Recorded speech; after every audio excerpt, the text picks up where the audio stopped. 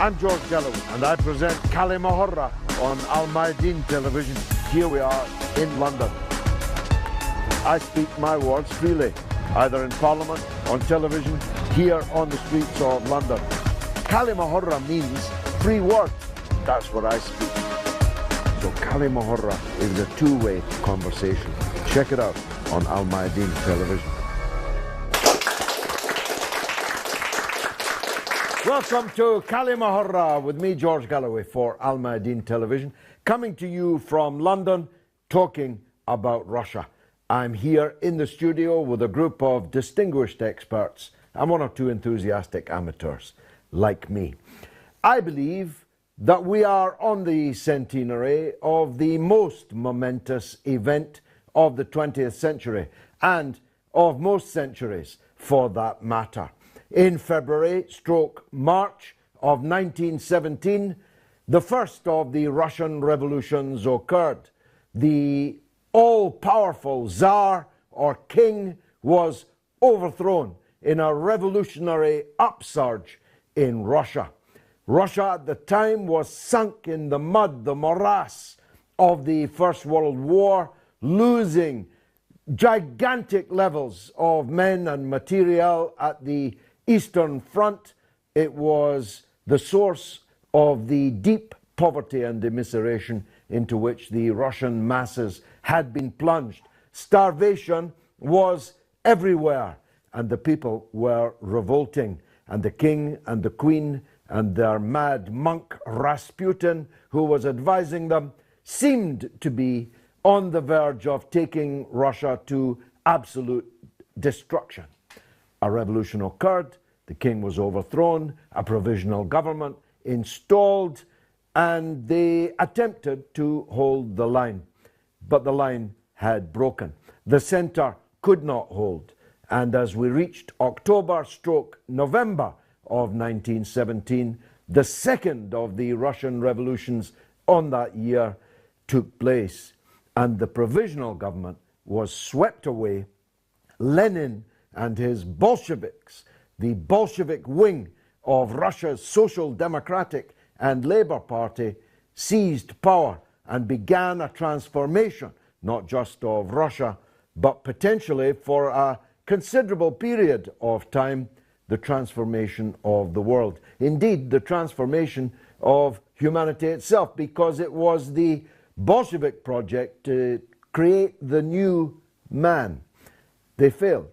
The system, in the end, collapsed, and the hegemony, for a time, of Western capitalism and its so-called democratic facade was prevalent. And we were told by Fukuyama it was the end of history.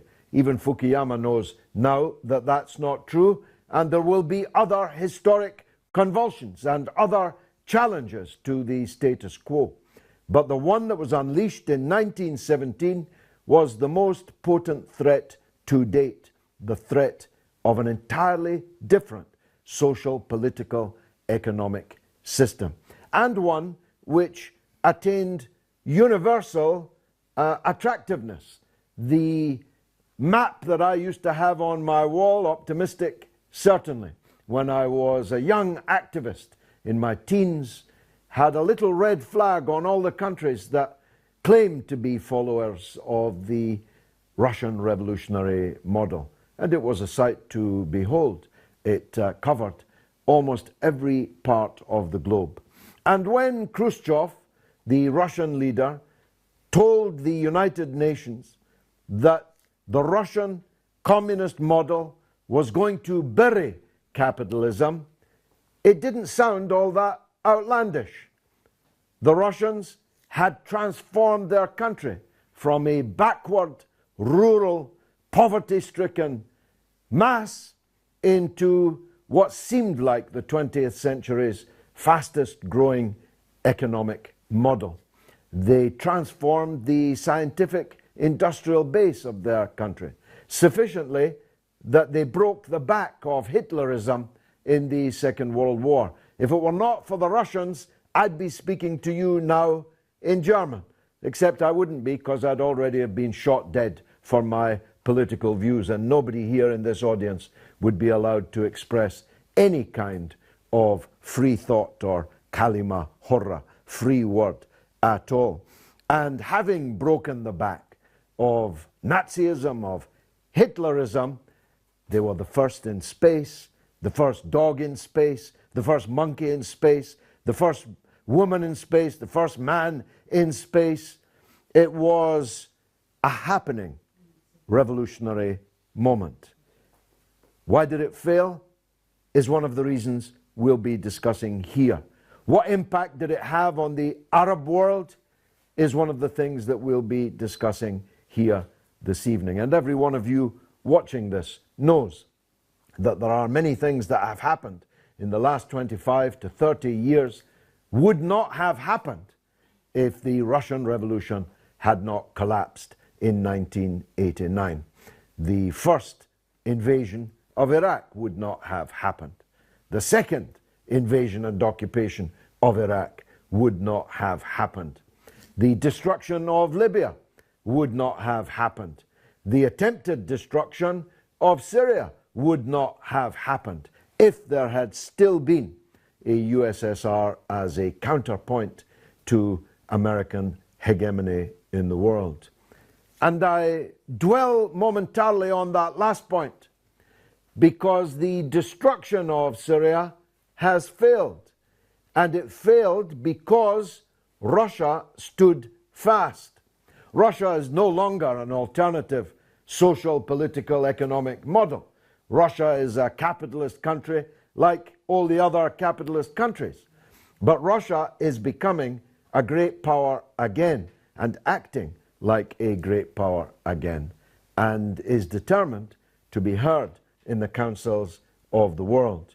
And it decided that after the collapse of the Libyan state, they would not tolerate the collapse of the Syrian state. And everyone watching here knows that if Putin had not been the leader of Russia at this point in time, if Yeltsin had still been the Russian leader, Syria would already have been broken and destroyed, as Iraq was before it, as Libya was before it. Of course, one of the things that is now happening is, in my opinion, directly related both to the rise and then to the fall of the Bolshevik Revolution in Russia. At the end of the Second World War, when the Red Army had played the decisive role in the destruction of Nazism, it looked for a moment like this Bolshevik model would spread into one European country after another. Italy was an obvious place, Greece another, France another. And it was the fear of the Bolshevization of Europe that caused the creation of NATO, caused the creation of the European Union, caused the rise of social democracy itself. The forces existentially threatening the hegemony of capitalism and Western imperialism in the world meant that labor parties, social democratic parties, that were not an existential threat to capitalism, but which gave the working people something on their table from the fruits of their labor, were a necessity. With the collapse of Bolshevism, the collapse of the Soviet Union, there wasn't actually any immediate need for that social democracy at all. And now we have a situation, and it was confirmed again in the Dutch elections, as it has been in country after country, where the traditional social democratic model, a direct result of the Bolshevik Revolution and its threat, began to wither and die. The Dutch Labour Party has just gone from 38 members of parliament to 9 members of parliament. The Social Democratic President of France, Hollande, had to leave the presidency with just 4% in the public opinion polls.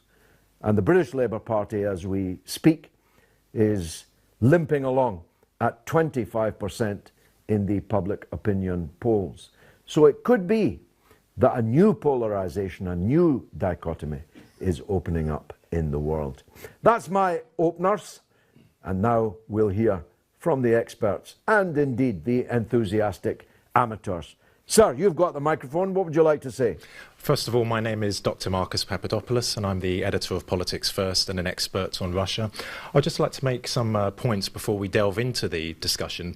First of all, the Russian Revolution demonstrated that anything is possible in life. The fact that a monarchical dynasty, the Romanov dynasty, which had ruled Russia for 300 years, was overthrown by its own people, was really an extraordinary achievement. And the second point we need to take into consideration is the legacy of the Bolshevik Revolution.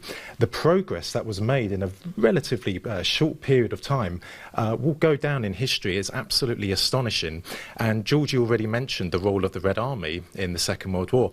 Well, had it not have been for the industrialization that the Soviet Union went through in the 1930s, then it's very possible that the Red Army could have collapsed, because we mustn't forget that a cardinal reason for the collapse of the Imperial Russian Army in the First World War was the fact that it didn't have an armament industry capable of sustaining it, and that's the difference with the Red Army. So I think we need to bear that in mind, and I'm so thrilled that this is happening here today, because the discussions which I've observed on mainstream media in Britain have been, surprise, surprise, very negative towards the centenary of the Russian Revolution. And one final point I'd like to say is that Tsarist Russia did achieve some spectacular accomplishments, from the sciences to the arts to the military. But society in Russia at that time had terrible, terrible social injustice. And that is something that the Bolsheviks changed completely. At the beginning of the 20th century, something like 20% of the population of the Russian Empire was illiterate. By the end of the 1950s, the Soviet Union had achieved almost 100% literacy levels. That is something that should be told to people in the West, because generally speaking, they are ignorant of that. I just want to ask you, Marcus, the program of the Bolsheviks was astoundingly brief and powerful. It was 3 words: peace, land, bread. These 3 words, of course, they weren't all achieved, and they certainly couldn't all be achieved immediately. These 3 words were the most powerful 3 words in history, and no one could match them. No one else was offering peace, by which I mean the war was going to end. If Lenin said, if you put us in power, the war ends that day.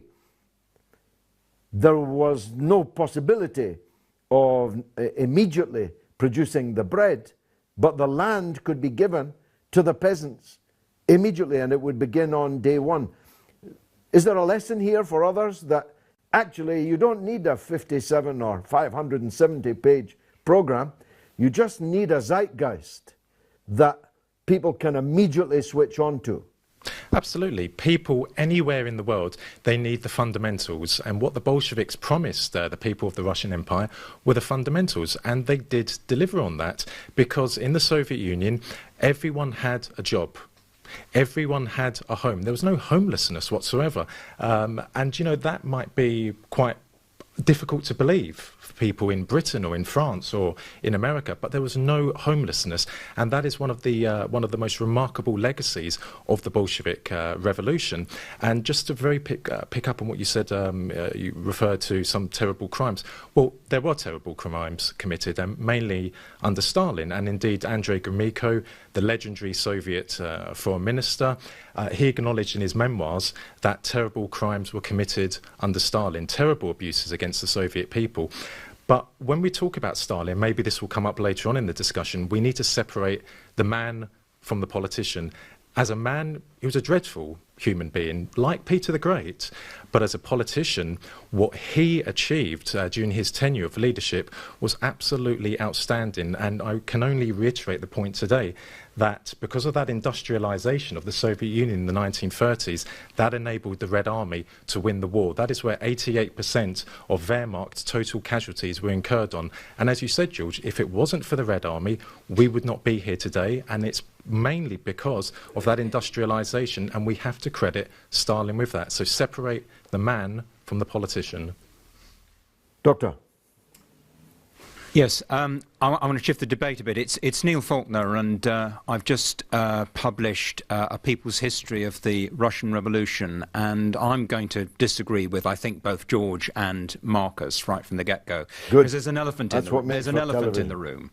And the reason why it is easy for the right to caricature the Russian Revolution as something which leads to dictatorship, which is what they basically do. They say that the Bolsheviks seized power in October in a coup and they created a dictatorship. The reason why they can do that is because a dictatorship was in fact constructed, and that dictatorship was constructed in the course of the 1920s, because there was another slogan in 1917 that was just as important as peace, bread and land. The other slogan that was just as important was all power to the Soviets. Not all power to the Bolshevik Party, all power to the Soviets. And what the Soviets were institutions of mass participatory democracy involving Bolsheviks and members of other parties and people who weren't in any party. The great mass of the Russian people, the workers, the soldiers, the sailors in Petrograd, increasingly the peasants, increasingly the soldiers at the front, were organized in assemblies that were exercises in mass participatory democracy. And the very essence of socialism is power from below.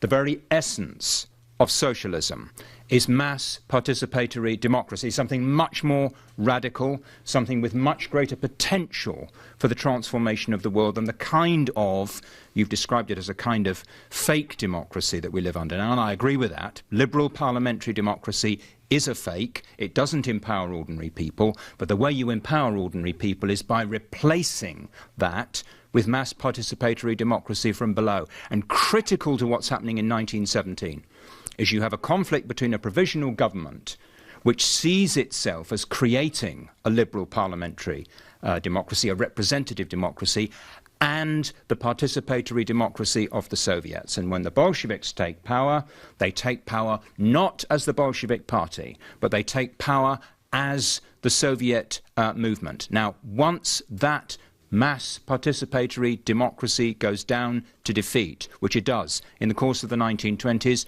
socialism does not happen. You get something else. I think what you get is something that could best be described as state capitalism, but you certainly get a brutal, totalitarian dictatorship that puts millions of people in the gulags, that denies any democracy, that denies any discussion, that denies any opportunity for working class self-activity. Revolution, socialist revolution, working class revolution is about working class self-activity and the creation of a new world that is a socialist world that is attempting to achieve equality and sustainability and peace and democracy has to be based on mass participatory democracy. When that goes down to defeat in Russia in the 1920s, you have counter-revolution. Stalinism is counter-revolution. Well, you carefully use the phrase in the 1920s without being specific about when in the 1920s this course of action took place. You come from a Trotskyist tradition. Trotsky was still one of the leaders of the Russian Revolution for the first part of the 1920s. Lenin was still in charge in the very early part of the 1920s, but from 1917. When did this all start to go wrong precisely? At precisely the moment Trotsky was no longer in the power structure, at precisely the moment that Lenin died? When? Yeah, I think it's a process, George. And you see, and it's not really to do with the personalities fundamentally. It's not even to do with Lenin, Trotsky, Stalin. It's actually to do with the terrible, terrible circumstances in which the Bolsheviks found themselves at the head of an impoverished country, where the economy had collapsed because of the World War, the Revolution and the Civil War, where the revolution had been isolated, where the population in the cities had fallen to about half what it had been, where people were scrabbling just to keep themselves alive, just to keep themselves warm. You had an economic collapse that was absolutely catastrophic. Now, in that situation, the party-state bureaucracy, which is still in existence in the early 1920s, is the only force standing that can try and begin to pull things together. Now, I can completely understand how a majority of Bolsheviks who were part of this party-state apparatus were won by the argument that was being put by Stalin. The revolution is isolated, we're incredibly poor, we're deeply threatened by hostile capitalist powers. We absolutely have to prioritise economic production, building up our industry, creating our armed forces. And the only way you can do that, if your starting point is poverty, is by the exploitation of the working class and the exploitation of the peasantry. And if you're going to do that, you have to shut down democracy. None of that is attractive. None of that is something that any of us welcomes. It's a disaster if you're on the left, that those are the circumstances that the revolutionaries faced, but they are the circumstances. And it did destroy the revolution, and it did destroy the democracy, and it did lead to a dictatorship. And if we deny that now, what we do, this is the danger, we kill the idea that mass participatory democracy can transform the world. Well, I've been having these arguments for more than 50 years of my life, and I see I'm going to have to get engaged again. But there are many others, many other voices, because this is Kalima Horra.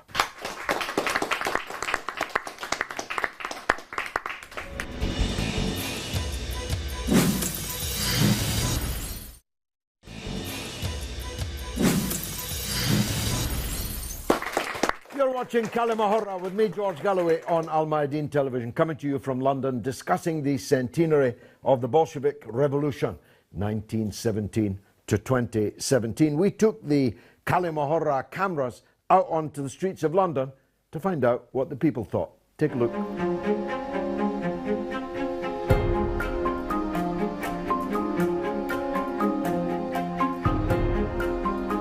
What do you know about the Russian Revolution and what lessons to be learned from it? Okay, so I think the Russian Revolution was in the early 20th century, and I think we can just learn about how society can change so suddenly and how after oppression people will react and how human nature can be quite twisted as well.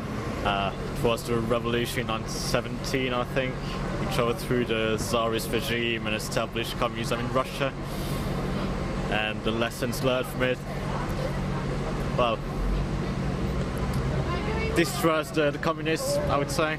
I know that there was a revolution, and I think the Communist Party took power and they overthrew the ruling party at the time, which I think was the Tsar family, maybe. As for what lessons we've learned from it, I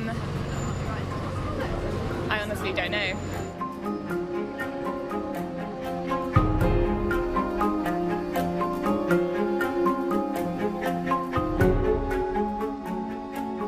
Do you think the Russian Revolution changed the world for the better or worse? In my view, for the worse. Do you think the Russian Revolution changed the world for the better or worse? I think parts of Russia are still struggling today in terms of poverty, socioeconomic stuff, because of the Russian Revolution. I think it caused a lot of tension with international relations. I think in a broader sense better, because you can see an alternative system at work, but then also in a sense for the worse, just the huge amount of loss of life and some of the atrocities that happened as a result of it.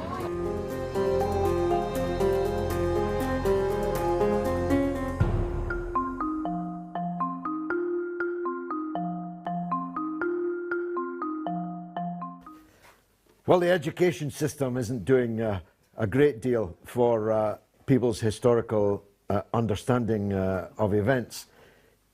Caused international tensions is one way of putting it. Another way of putting it is that the powerful capitalist countries actually invaded Russia in order to overthrow the revolutionary government. And we're still there years later, including British armed forces. And then decades of subversion and hostility and confrontation. Because whether Neil is right or I'm right, the fact that there existed an alternative society which was ambitious enough to see itself spread across the world was a deep threat to the prevailing power in the world. But enough from me. Yes, sir, you've got the microphone. Go ahead. My name's Julian, and I just want to respond to what Neil said. And when he mentioned the elephant in the room, we can't pretend that the Soviet Union was perfect or that capitalism is perfect. I think Putin said once, anyone who doesn't miss the Soviet Union is heartless, but anyone who wants it back is stupid. So what's wrong with that? Quote. I think I'm right on that one. I might have made it up, but it's a good quote. Well, it's anyway, a good one. It's mine now, whoever it came from. I said it. So what's wrong with having the Russia we have now? It can still be a counterweight to American imperialism without the gulags, without being an officially atheistic state. Well, I think that's a very good point, and you started with a pretty good quote. My take is that huge numbers of people in Russia and large numbers of people in the former Soviet republics miss the Soviet Union, wish that it could come back. Because I'll give you a quote that I learned just this week. Capitalism is a wonderful idea, but it just doesn't work in practice. Capitalism is a cataclysmic failure for most of the people in the world, including the majority in the richest capitalist countries in the world. In the United States and Britain, for example, capitalism has stunted and impoverished and blighted the life chances of generations of people over centuries. On paper, in Adam Smith's textbooks, it might be a wonderful way to run a railroad, but in practice, it's not. So I think that Russia's foreign policy is broadly correct. I think Putin's domestic policy is broadly wrong.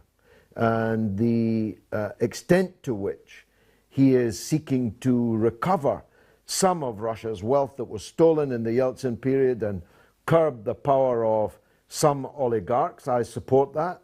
But the internal policies towards the economy and the society and so on, I don't support that. So Russia under Putin is better than it was under Yeltsin, but Russia before the downfall of the system was better than both, in my opinion. But let's hear from others. Yes, the lady on the end.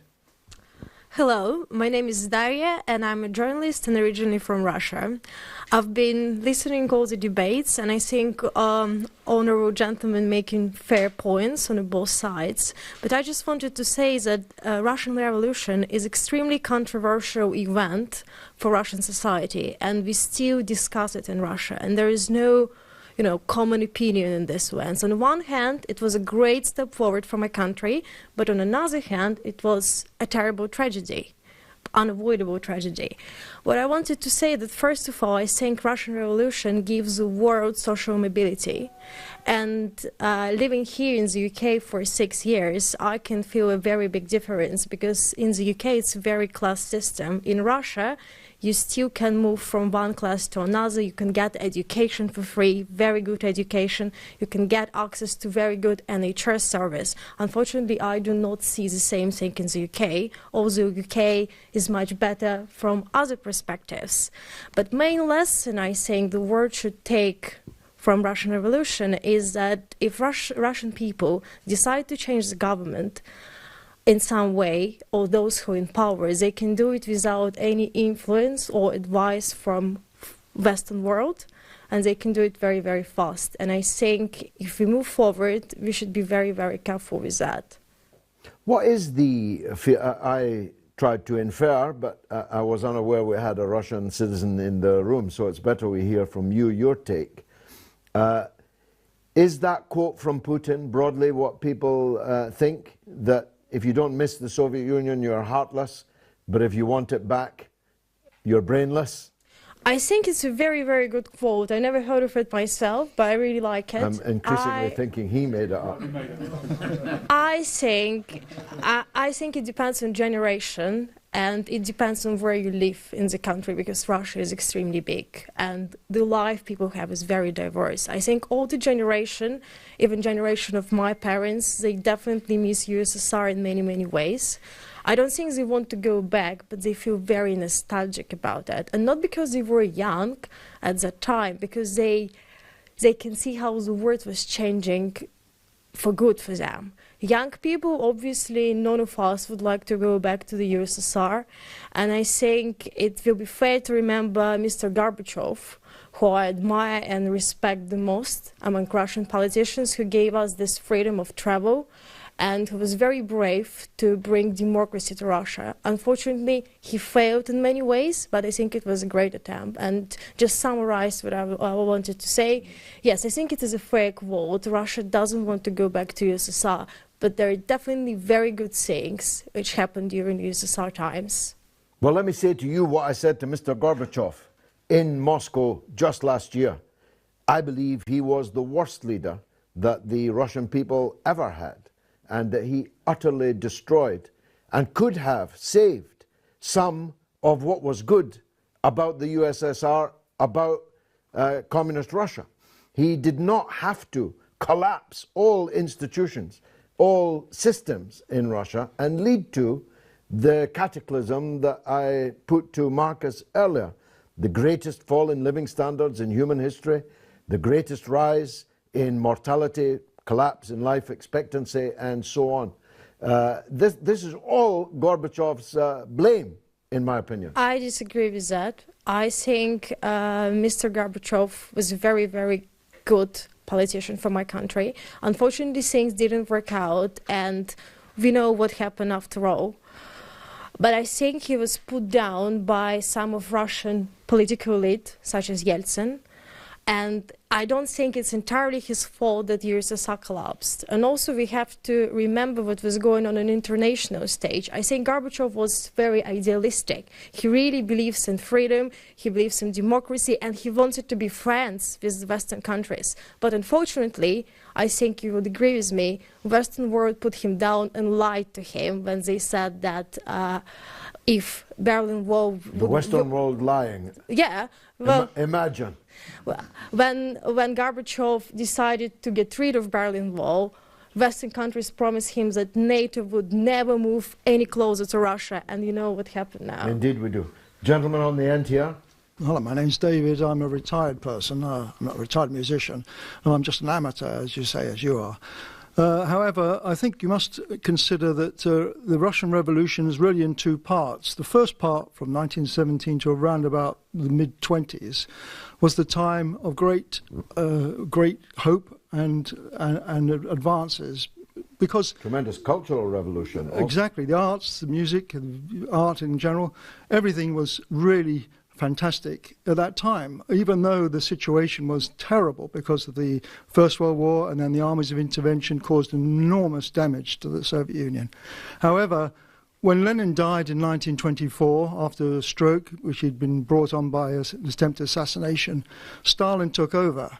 And Stalin represented a parasitical bureaucracy that had been arising in Russia since the time of the failure of the revolution to go forward. I mean, Lenin said, on his first announcement on the first day, forward to the world socialist revolution. And the salvation of Russia and the Russian Revolution depended entirely on the revolution in Germany, as there was, which failed, a revolution in Hungary, which there was, which was put down as well, and the revolution in Europe was going to be, and was hoping to be, the saviour of the Russian Revolution. That failed.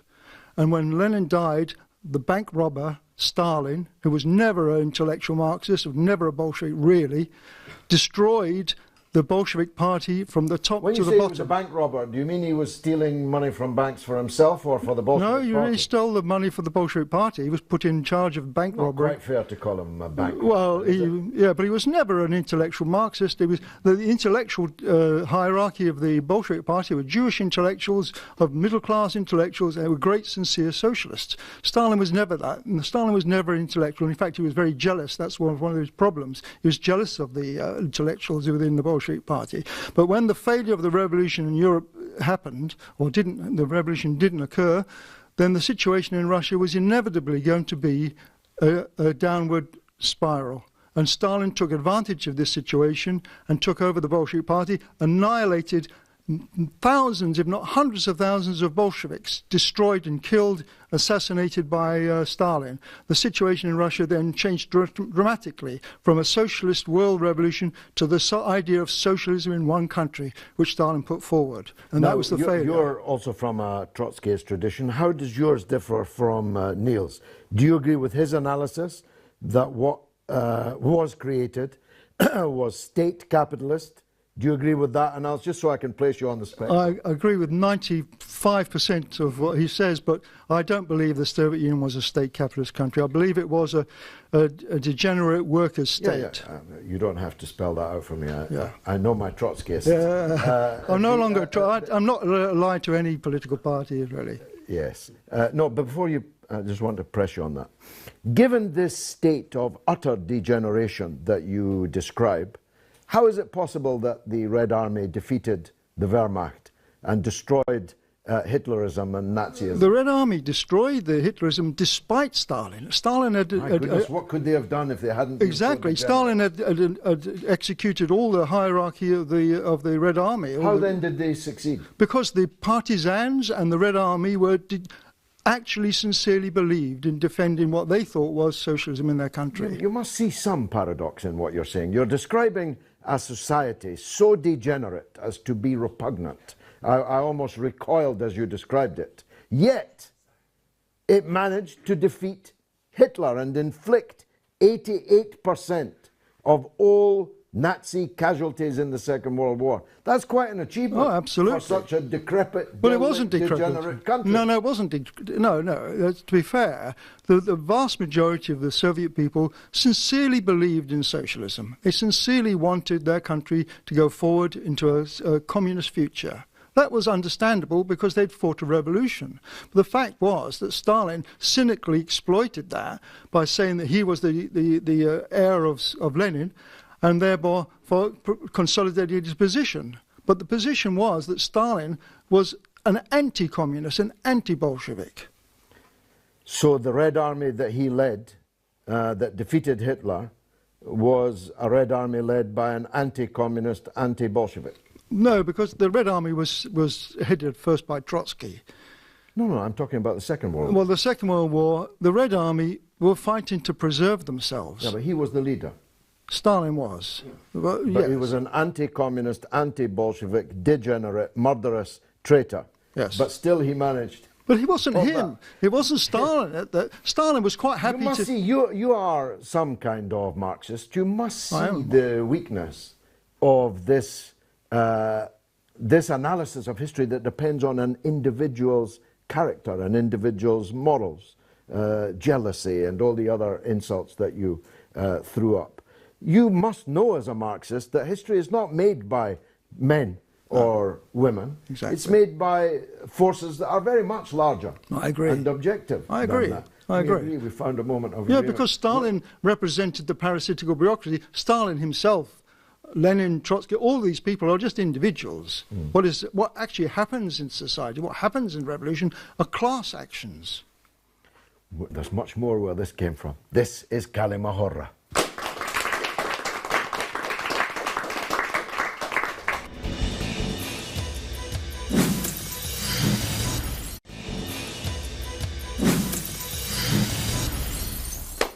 You're watching Kalima Horra with me, George Galloway, on Al Mayadeen Television, coming to you from London, but discussing Russia and the centenary of the Russian Revolution. As I said, we took the Kalima Horra camera onto the streets of London. I wasn't impressed by the last group of Vox Pops. Let's see if we are impressed with the next.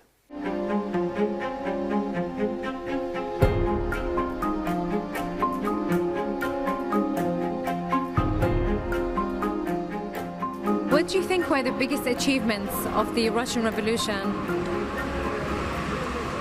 Trying to bring some equality to Russia and the surrounding countries, but in the end, I would say it failed utterly, but yeah. Just a lot of the lessons that we learned from it, and how you can see how society can change very rapidly overnight in a time of real oppression, and how people can get together and make a difference. Helped to defeat Hitler, probably definitely a good thing. Sent the first man into space, first person into space. I'm sure there were others I can't think of, but yeah.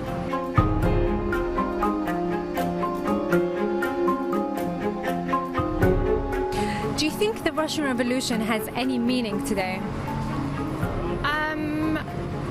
Yes, I think it was important. I think it paved the way for other countries to have a revolution. And obviously there are still countries which are communist socialist today, like Cuba. And I think the impact it had on international relations and on the population, the effects are still being felt today. Do you think the Russian Revolution has any meaning today? For Jeremy Corbyn, no doubt. Yeah, it's of huge significance today, I think, in our world, to look at how a society can just shift overnight almost, and how people can be very unwilling to fall in line and can really rise up, and yeah, and also how people can be led by a populist leader very quickly. You know, I think you have to be aware of how quickly everyone was stirred up into a whole different mindset.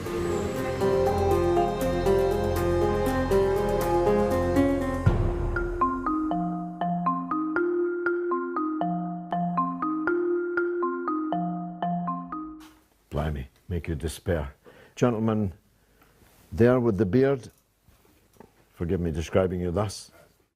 Hi there, George. My name is James and I do research, and I'm just interested to know how perhaps the revolution against a dictatorial monarchy perhaps today could be viewed in the Middle East, and in any lessons that are learned perhaps in a country, say like Saudi Arabia, which has you know, direct parallels where they're in a war which is desperately unpopular in the region among certain communities, but more importantly, what's the likelihood of the Saudi Arabia falling in a revolution? Well, I think it's a good question, and it's actually one of the only good things that came out of those Vox Pops.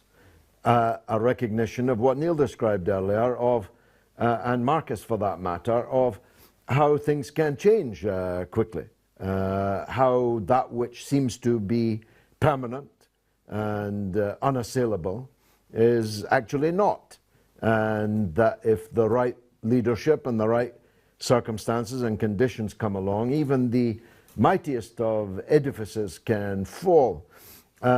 Of course, the Tsarist dictatorship was not very strong. It wasn't actually all that strong even before the February Revolution.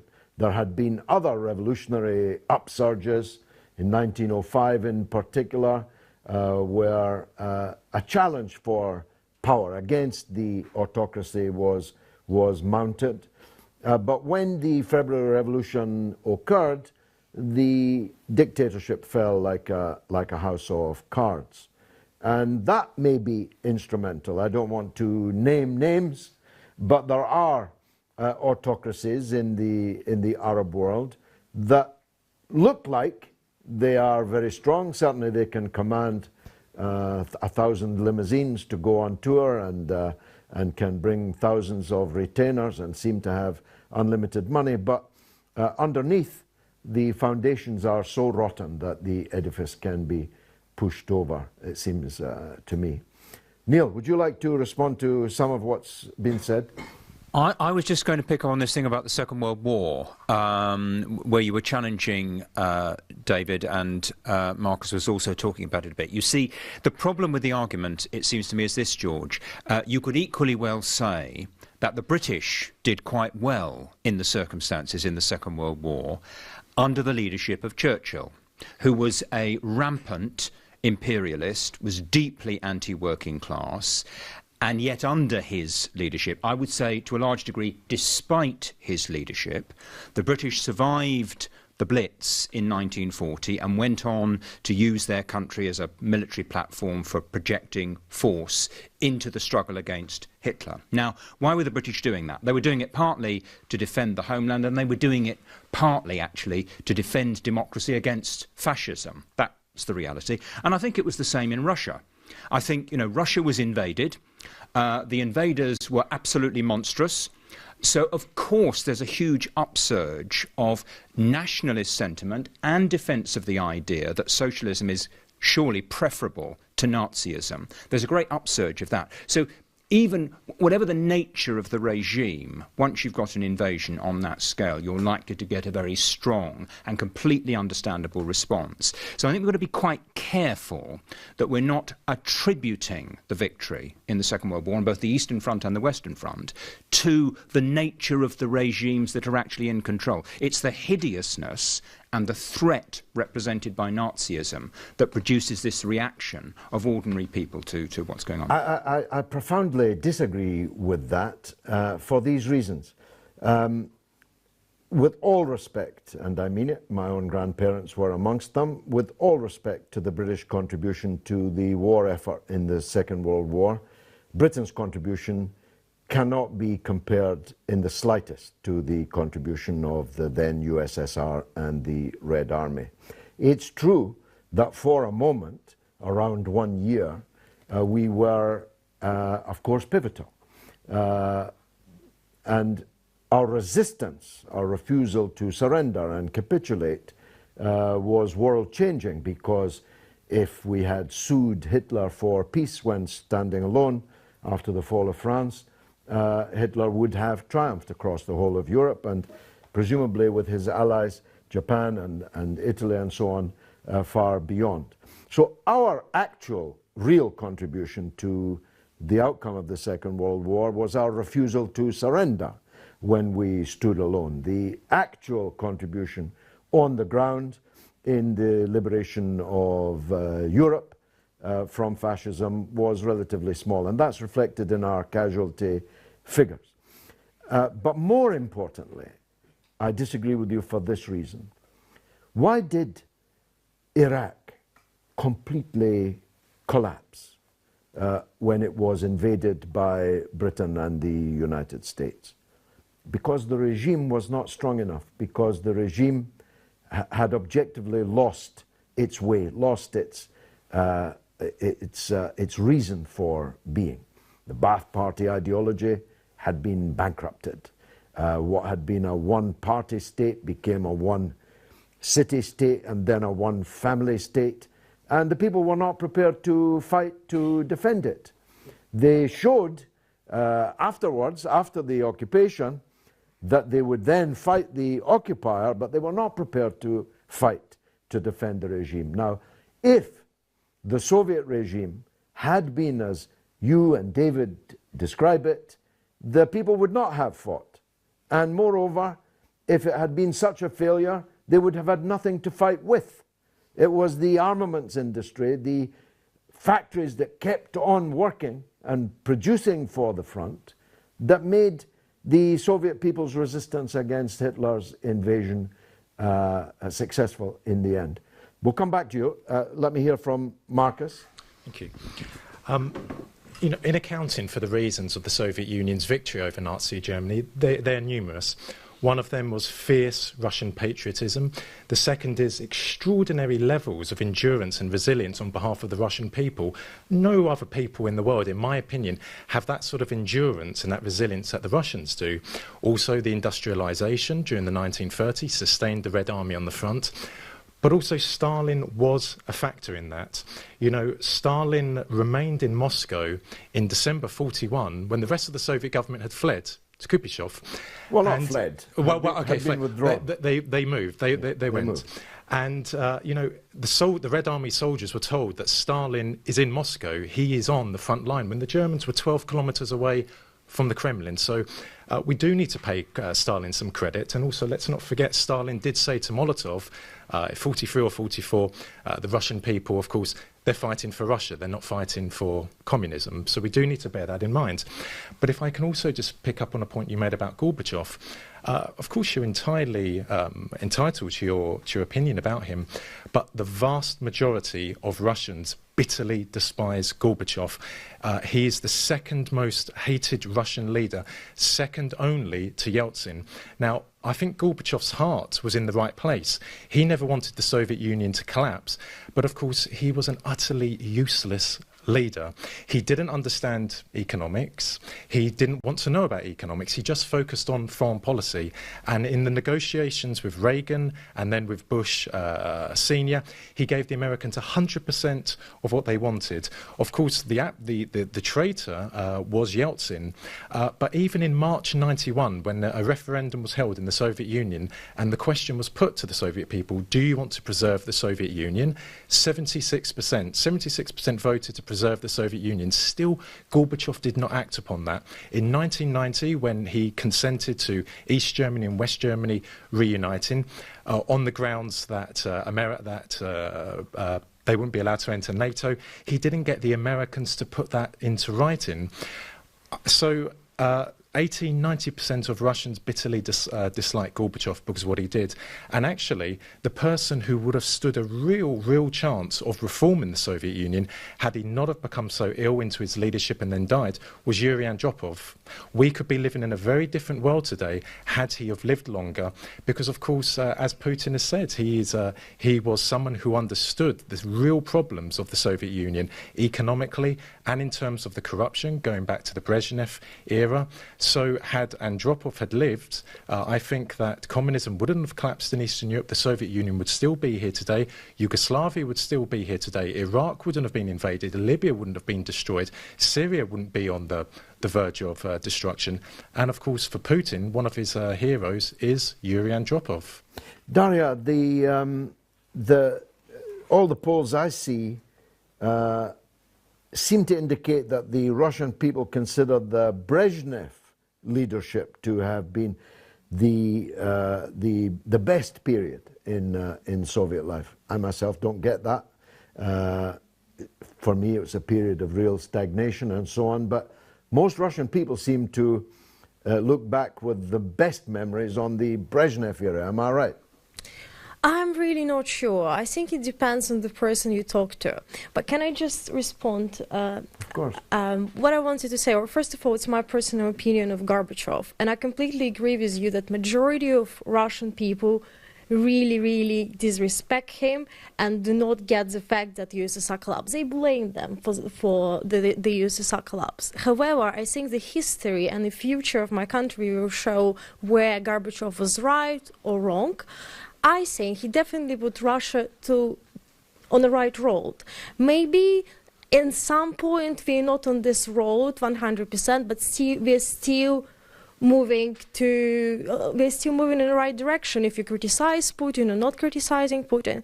As for Berlin Wall collapse, I just wanted to say that yes, Gorbachev didn't put any agreement on a paper with the United States of America, and he really regretted about it, and he did say this many times, but the reason he didn't do it because he's very Russian and he trusts his partners. If you say something to a Russian person, you're going to do it, they take it as you're really going to do it, because if they promise something to you, they're going to do it. It's a very Russian mentality saying. Not many people understand that, and I still believe that many young people like me, because I was born in 1987, we do enjoy the fruits of a freedom and the change Gorbachev brought to us, and I'm personally very grateful. And I think the problem of Gorbachev was that he came in power too early. If someone like Gorbachev would appear in Russia a little bit later, maybe we will have a very different world. Russian people, in my personal opinion, they weren't ready for Gorbachev and his reforms yet. It was well, too he's early. very lucky to have someone like you defend him so stoutly. This is Kalima Horra. Back after this.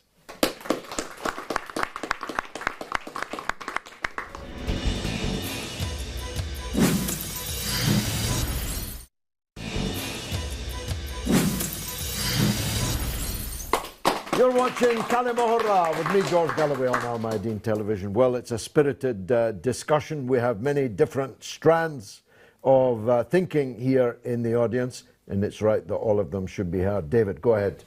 I think it's a mistake to compare Iraq with the Soviet Union in regard to invasion, because Iraq was divided even when Saddam Hussein was in power between the religious factions, and the party in Iraq, the Ba'ath Party, wasn't anything like as strong as the Communist Party in the Soviet Union under Stalin. I mean, the propaganda was absolute under Stalin, and the message was... Pretty absolute under Saddam too. Yeah, but the message was in the Soviet Union that you're fighting to preserve socialism and communism and the future of our country.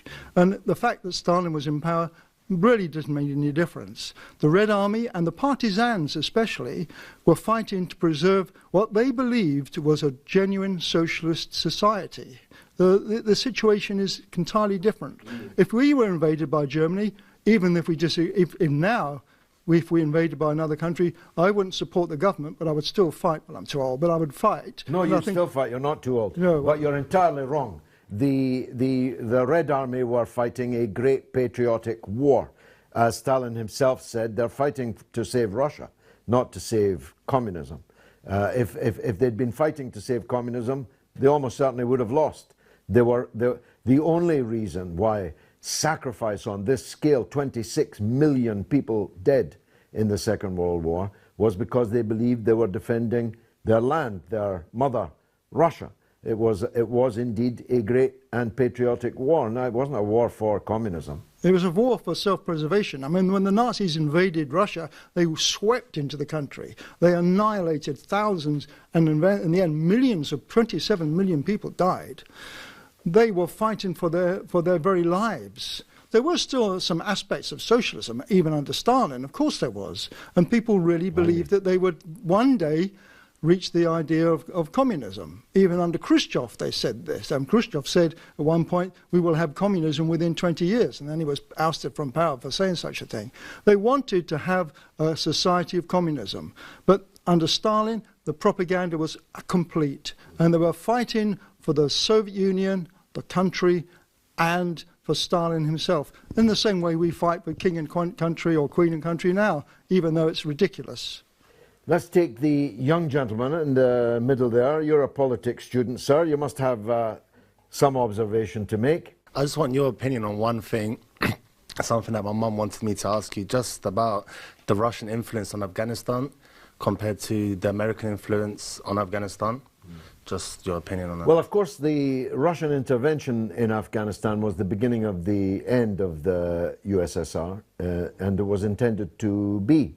Brzezinski, the American foreign policy chief at the time, set out to create Russia's Vietnam, and Afghanistan definitely turned out to be that. There's a book quite recently published by a former British ambassador to Afghanistan. It's called Afghansy. It's just about a perfect summary of the forces that were involved and the policies that were crisscrossing East and West.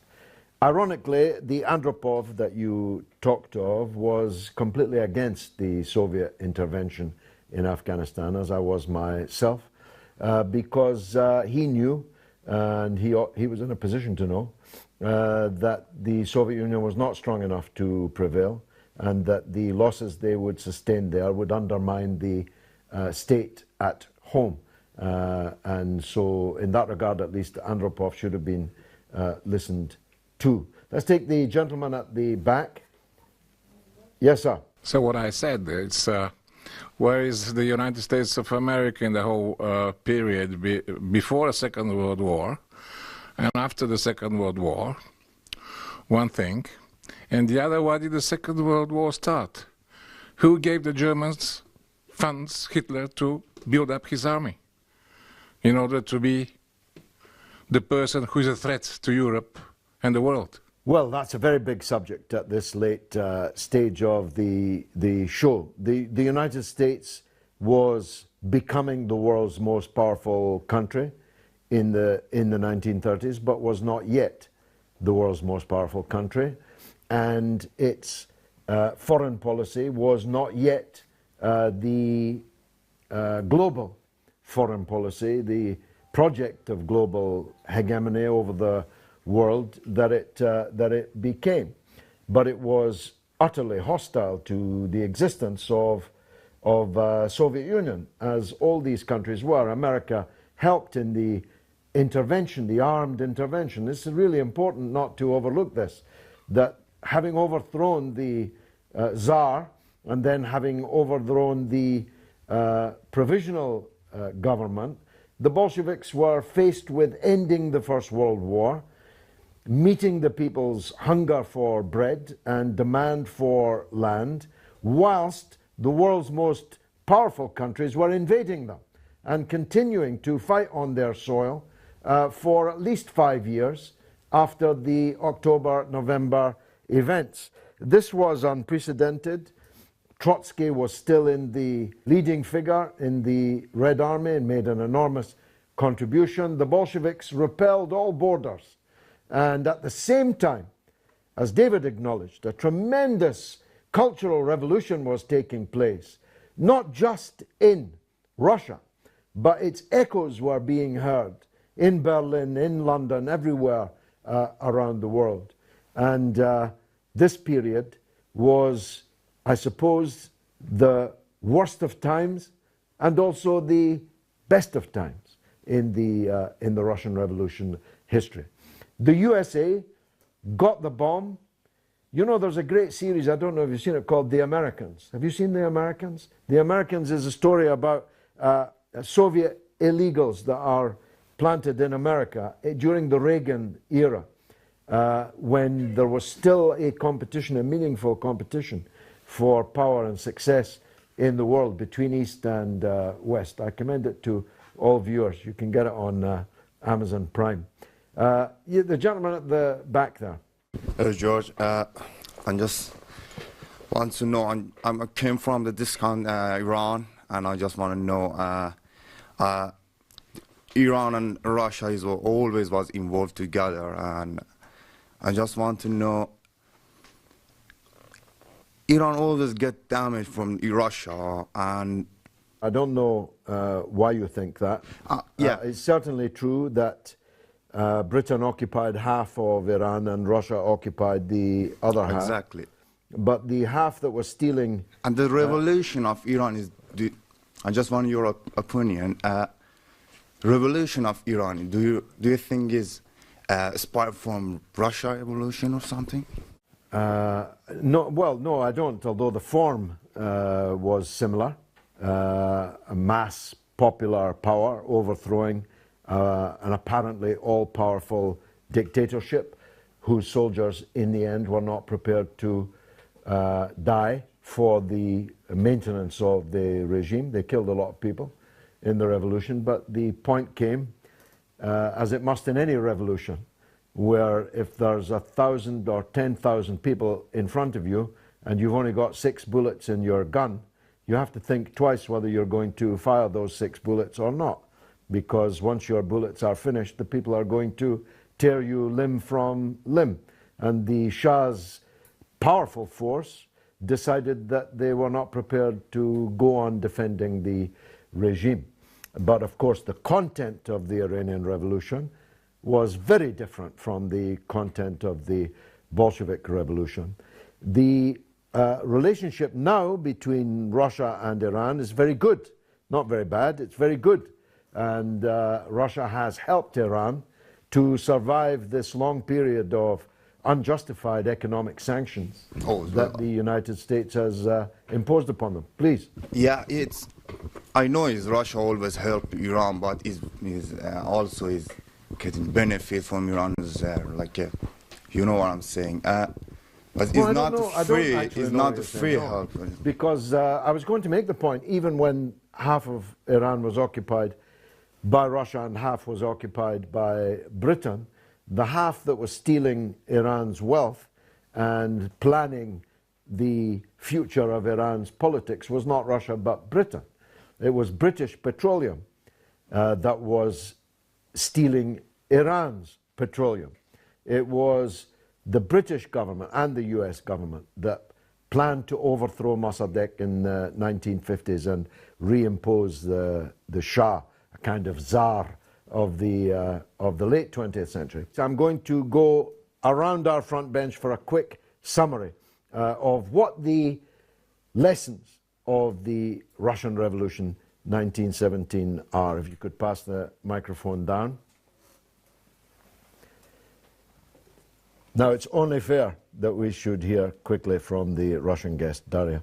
Yes, as I said, the lesson number one for me is that Russian people are totally capable in changing the power if they feel it's right. And I guess lesson number two, that any government should predict and analyze the situation in advance and make changes, and don't wait for people to make a revolution. Marcus? I think the legacy of the Bolshevik Revolution is overwhelmingly positive. It gave people, ordinary people, the most important things in their lives. It gave them full employment, full housing, free healthcare, free education and affordable transport. And that is something that many people in Britain and elsewhere in the West need and relish today. Neil, author of the People's History of the Russian Revolution, final word to you.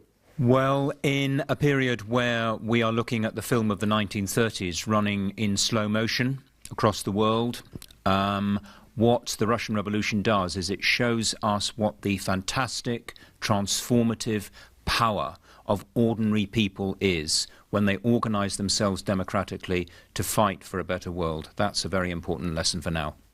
Do you think, in historical terms, do you think 100 years from now, the Russian Revolution will be seen in any more sympathetic a light than it is today? We saw from the vox pops the towering ignorance, in fact literal ignorance, i.e. not knowing what you're talking about, and the ignorance of having a completely skewed interpretation of it. Is that likely to change, or are we doomed as a people to just allow historical periods like that to pass into obscurity? I think we have to assume it is going to be viewed differently in 100 years' time, George, because if it isn't, it will be because we haven't made the international working class revolution that we desperately need to save humanity and the planet. Amen. This has been Kalima Horra in London with me, George Galloway. I hope that you enjoyed the show, and if you did, come back for the next one and bring someone else with you. It's been marvellous.